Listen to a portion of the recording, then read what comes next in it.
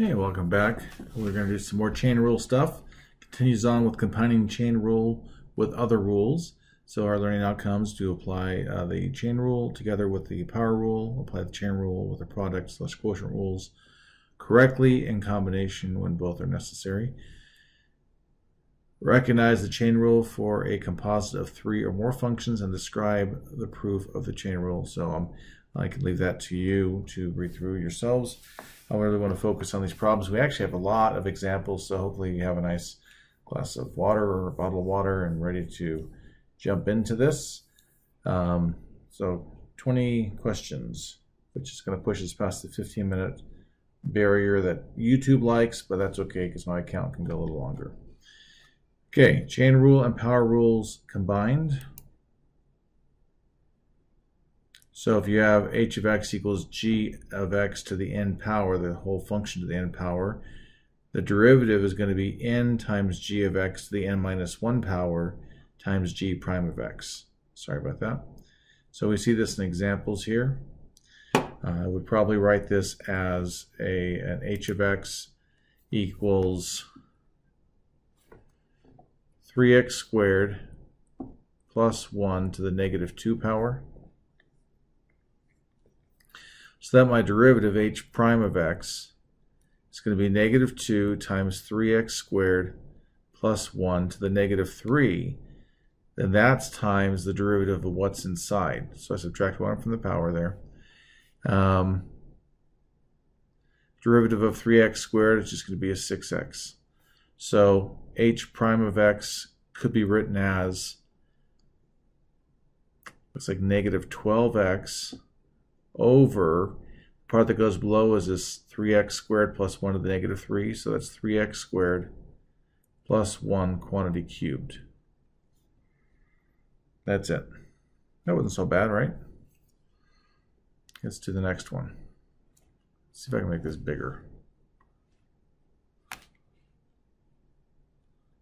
Okay, so in this case, our h prime of x is going to be that 4 comes out front times 2x cubed plus 2x minus 1 to the 3 power, because 4 minus 1 is 3, then times the derivative of what's inside, which is going to be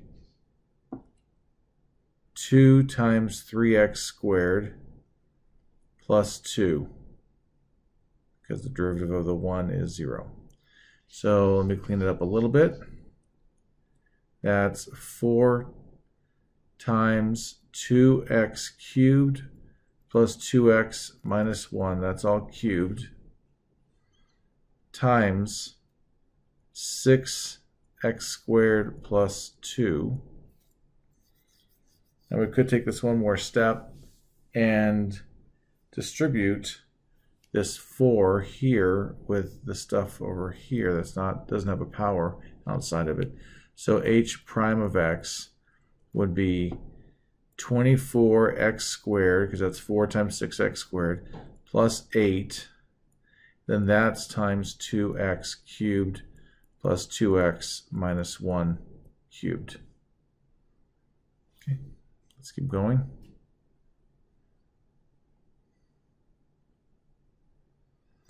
So rules with the trigonometric function. So we're going to find the derivative of h of x equals sine cubed x. And the way to really consider this is just sine of x, where the whole quantity is cubed.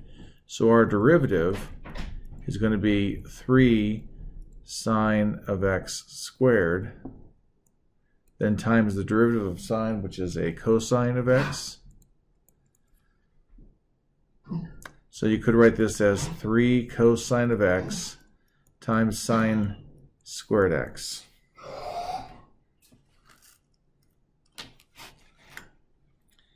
Okay, what's the next one? We want to find the equation of the tangent line to the graph of h of x equals 1 over 3x minus 5 squared at x equals 2. So I'll look at, we want to get the y value, so h of 2 is going to be 1 over 3 times 2 minus 5. We square that amount. So that's 1 over 6 minus 5. We're going to square that amount. So it's really 1 over 1 squared. Oh, I'm out of the writing zone, sorry.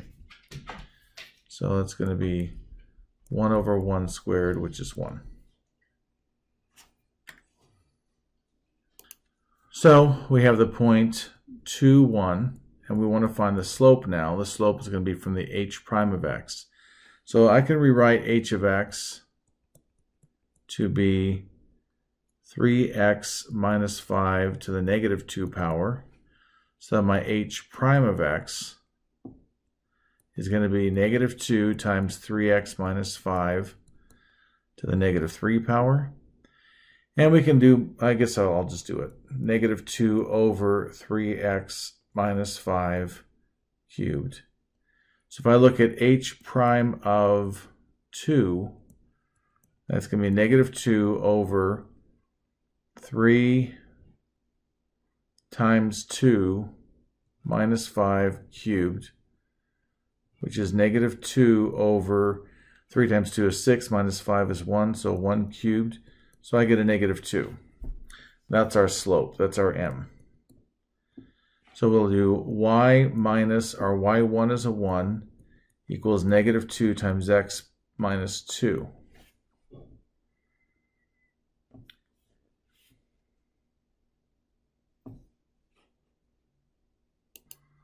I just saw a major mistake.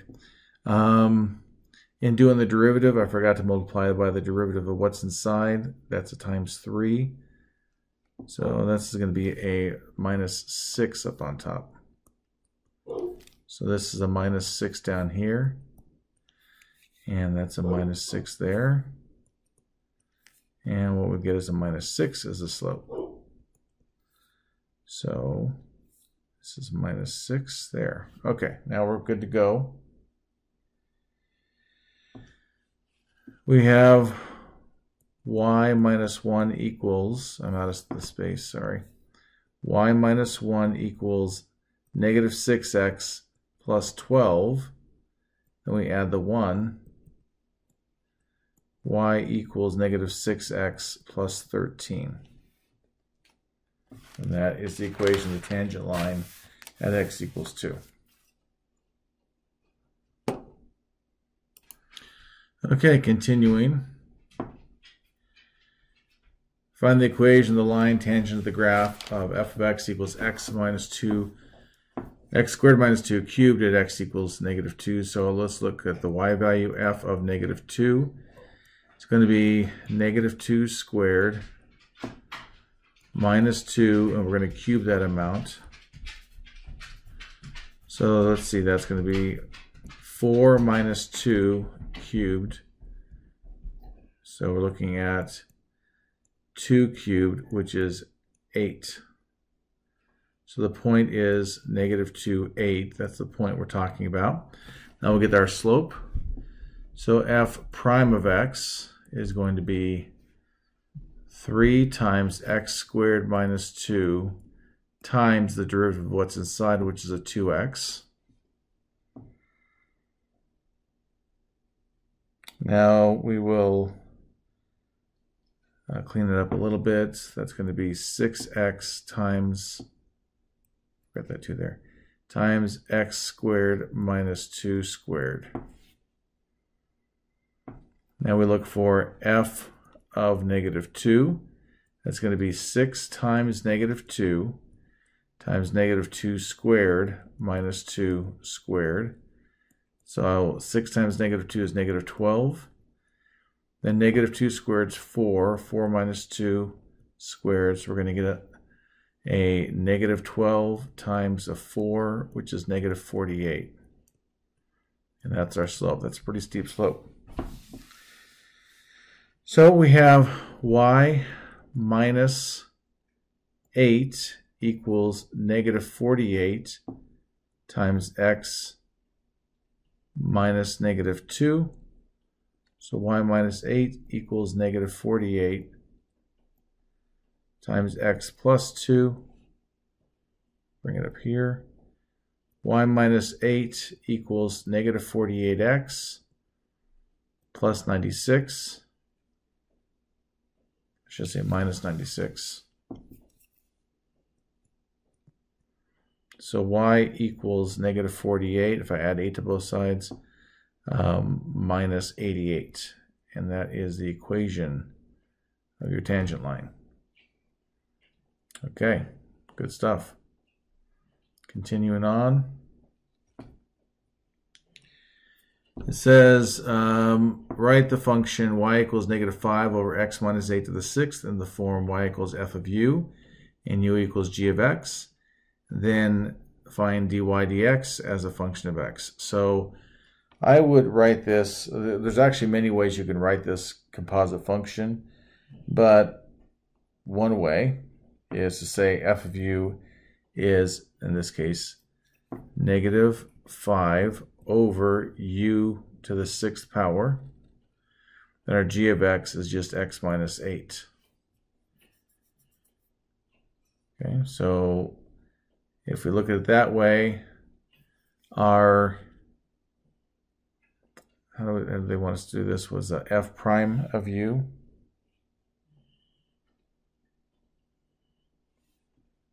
I'm going to write this as negative 5u to the negative 6. So if we look at f prime of u, that's going to be negative 5 times negative 6 times u to the negative 7. And then if we look at this g prime of x, that's just going to be 1. So for our dy dx, it's going to be negative 5 times negative 6 was positive 30 times something to the negative 7. That's my g of x. Times g prime of x, which is 1. So x minus 8. So I believe the way they want us to finish this off is to write this as 30 over x minus 8 to the 7th power.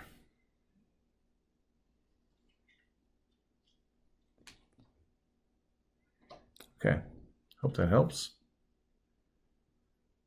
Moving on.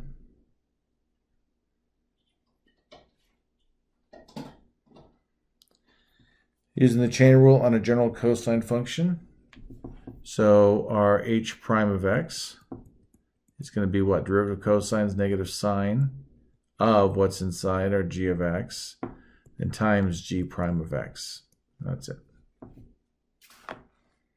Okay. Find the derivative h of x equals cosine of 5x squared. So the same kind of thing as what we just saw. And that's going to be negative sine of 5x squared, then times the derivative of that stuff inside, which is 5 times 2x. So we end up with negative 10x sine of 5x squared.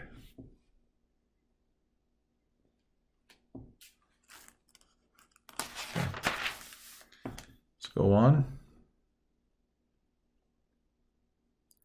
Find the derivative of h of x equals secant of 4x to the 5th plus 2x.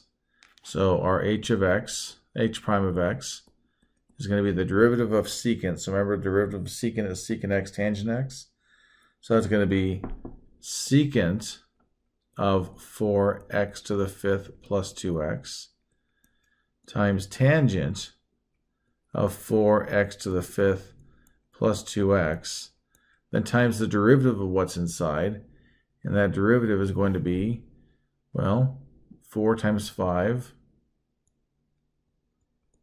5x to the 4th, plus 2.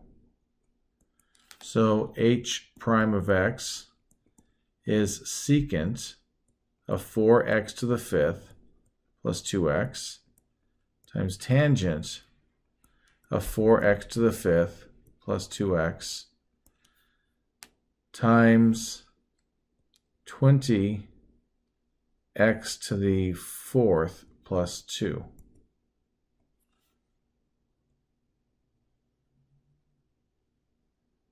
Okay, that's it. Moving on then. Find the derivative of h of x equals sine of 7x plus 2. So h prime of x is going to be cosine of 7x plus 2 times the derivative of 7x plus 2, which is just going to be 7.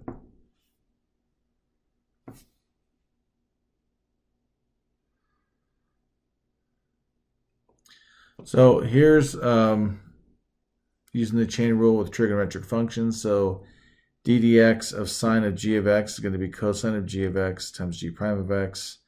And then for cosine, it's going to be the negative sine g of x times g prime of x. And so on. I'll let you read through those and just come up with what they're saying. This is not a bad chart for you to copy for your notes.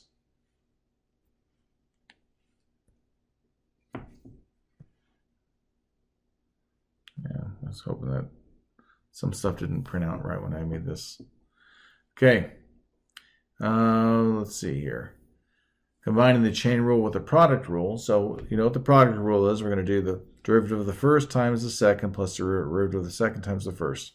So our h prime of x is going to be 5 times 2x plus 1 to the 4th power times 2, because that's the derivative of what's inside, times our 3x minus 2 to the 7th, plus 7 times 3x minus 2 to the 6th power times 3 times 2x plus 1 to the 5th power. So we can clean this up a little bit. Not a lot, but I can bring that 2 over. So it's 10 times 2x plus 1 to the 4th power times 3x minus 2 to the 7th power plus 21 times, let's see, 3x minus 2 to the 6th power times 2x plus 1 to the 5th power. Okay, that's doesn't clean up much, but that's something. Okay. So find the derivative of h of x equals x over 2x plus 3. So this is a quotient rule. So our h prime of x is going to be low, which is 2x plus 3 cubed, d high, which is 1, minus high, which is x, times this 2x plus 3 to the 3rd power. The derivative is 3 times 2x plus 3 to the 3 minus 1 is 2, all over 2x plus 3 cubed squared. So we can clean this up a little bit too. And this is how I'd go about that. So our h prime of x is going to be that 2x plus 3 cubed minus 3x times 2x plus 3 squared over 2x plus 3 to the 3 times 2 is 6th power. So what I'm seeing that I can reduce out is this 2x plus 3 to the 2 power would divide out with this, leaves a 4 instead. And then this divides out as well. I mean, it has to come out of both of them, so that leaves that with a 1. So what we see in the end is h prime of x is going to be that 2x plus 3 to the 1. I'm thinking I took it out of the parentheses at this point. 2x plus 3 minus 3x all over 2x plus 3 to the 4th power. I want to be clear on something in that numerator, and I don't think I said it clearly enough. I have to factor the same thing out of both terms, and so that was a 2x plus 3 squared, which why in the first term it went from being a 3 to the 2 to the 1 because I took out a 2x plus 3 to the 2. So that divides out, and I have this 2x plus 3 to the 4th down below because that divides out of the bottom, the 2x plus 3 to the 2. So I hope that's not too confusing. 2x minus 3x is negative x plus 3 over 2x plus 3 to the 4th power.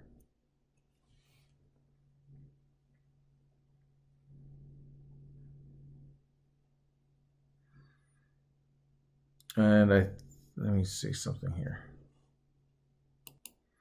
There's one error. When we did that chain rule for the 2x plus 3 cubed, I brought the 3 out front, and then I need to take the derivative of what's inside, so that's a times 2. So it makes this a 6x there, and makes this a, that is the 4th power. It makes it minus 6x. So you end up with a minus 4x plus 3. Okay, everything's good now. Okay, keep on going. Find the derivative of the function. So in this case, my h prime of t is going to be that 5 comes out front times t to the 6th over t to the 5th minus 5. And then times the derivative of what's inside. So that's a low, which is t to the 5th minus 5, times derivative is t to the 6th, so 6t to the 5th power. And then we have a minus high t to the 6th d low, and that's going to be 5t to the 4th all over t to the 5th minus 5 squared.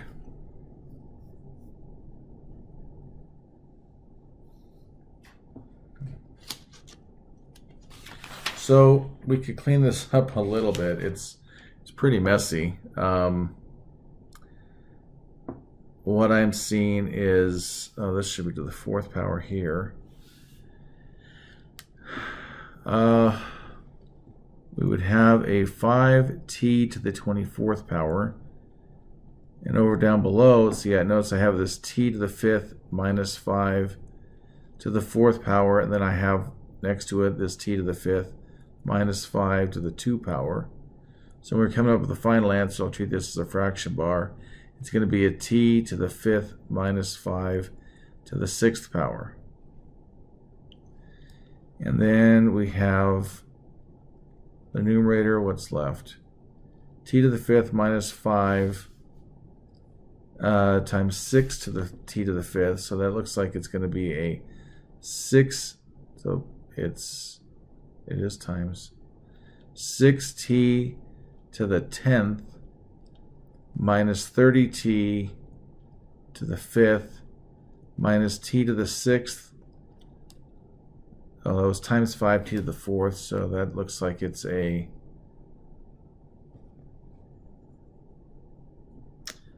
looks like it's a 5t to the 10th. So, okay, that's interesting. We have 6t to the 10th minus 5t to the 10th gives us t to the 10th. So we have 5t to the 24th times, and that's 6t minus 5t, so just 1t, or just t to the 10th minus 30t to the 5th. And I'm thinking about that. I could pull out a t to the 5th, but it's not going to get us anywhere we need to cancel anything else out, so I'll leave it like that. Okay, that was something else. Let's go on to the next problem. Still have, I think, 7 left to do. Now, what happens if we have multiple composite functions? This is k of x equals h of f of g of x. So in that case, we're going to have the derivative being h prime of x times f of g of x times derivative of f of g of x. And that then would keep carrying this on to where it's h prime of x of f of g of x times f prime of g of x times g prime of x. And here it is more formally. Okay, so moving down here, they want us to find the derivative of the fourth power of cosine times 7x squared plus 1. So this is like saying cosine of 7x squared plus 1, all that to the fourth power. So the first thing we're going to do in taking the derivative is going to be bringing that 4 out front times cosine of 7x squared plus 1 to the 3 power. Now we take the derivative of what's inside. Derivative of cosine is negative sine of that 7x squared plus 1. And then times the derivative of the 7x squared plus 1 is 14x. And that's it.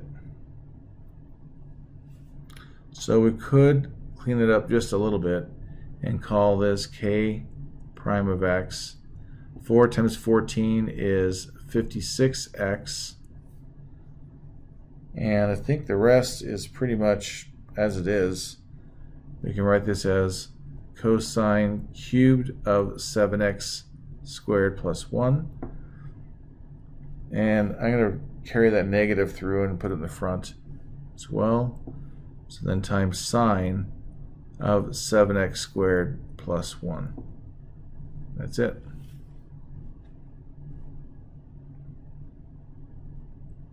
Find the derivative of h of x equals sine 6th power of x cubed.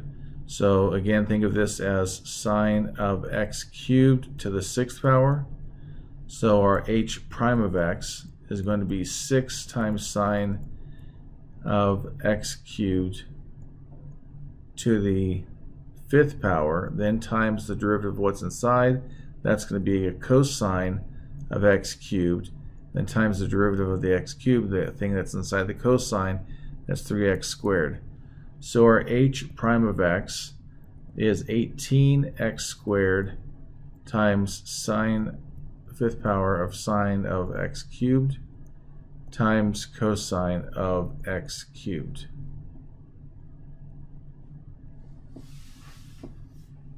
Okay, keep on going. Find the derivative of the function. So our y prime, or dy dx. Oops, not mean to shrink it.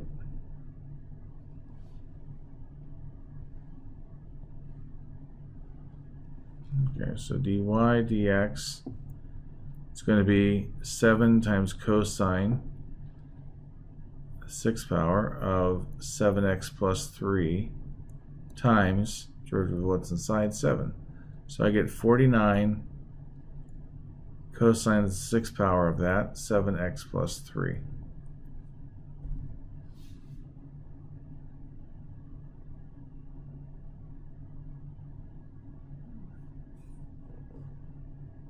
Looks like I missed a critical spot.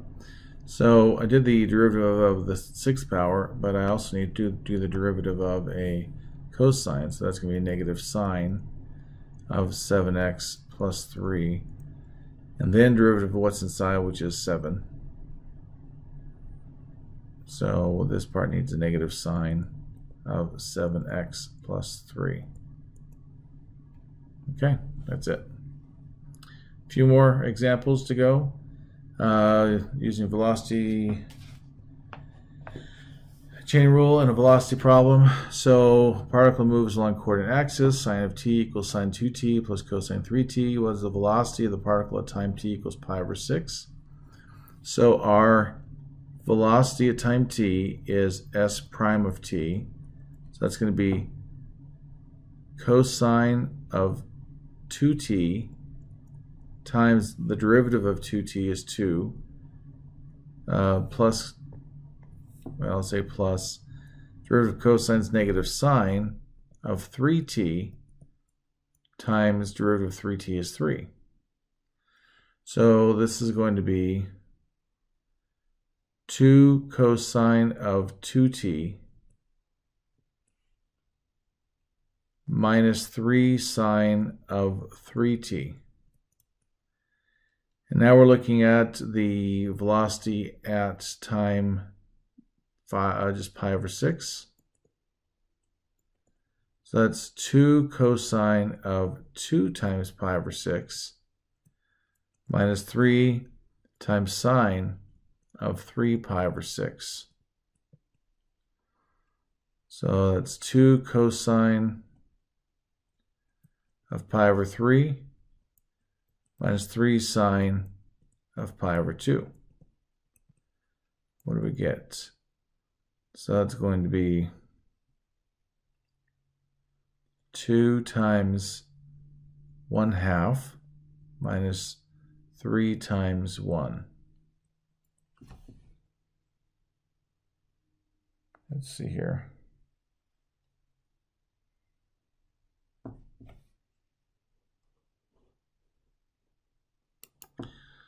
So that looks like it's a 1 minus 3 is negative 2.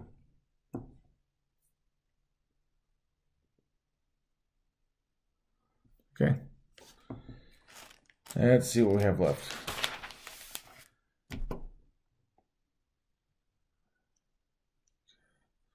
Particle moves along coordinate axis. Its position at time t is given by s of t equals sine of 4t. Find the acceleration at time t. And they don't give us a value, so okay. The velocity at time t is going to be the first derivative, which is going to be cosine of 4t times the derivative of 4t is 4. So 4 cosine of 4t. Our acceleration at time t is the derivative of velocity, which is the second derivative of position. So the derivative of the cosine, the 4 is still there, derivative of cosine is negative sine of 4t. And the derivative of 4t is a 4. So that's going to be acceleration at time t is, looks like negative 16 sine of 4t.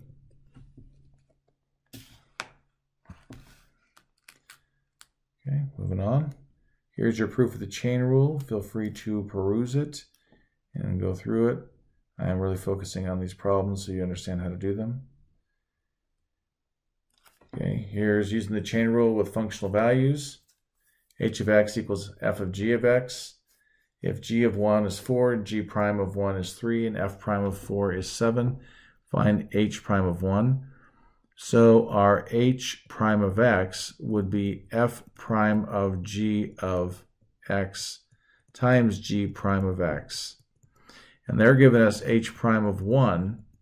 So that's going to be f prime of g of 1 times g prime of 1. Well, we know what some of these values are. That's f prime of g of 1 is 4. So f prime of 4 times g prime of 1 is 3, it says. Okay, and then it also gives us what f prime of 4 is. That's going to be 7. So that's 7 times 3 is 21. Okay, I'm going to move on to the last example of this section, this marathon session. Let h of x equals f of g of x. If g of 2 is negative 3, g prime of 2 is 4, and f prime of negative 3 is 7, find h prime of 2. So again, our h prime of x is going to be f prime of g of x times g prime of x. So our h prime of 2 is f prime of g of 2 times g prime of 2. And we know what g of 2 is. G of 2, they told us, is this negative 3. So h prime of 2 is f prime of negative 3 times, and g prime of 2 was 4. Then they tell us what f prime of negative 3 is 7. So 7 times 4 is 28.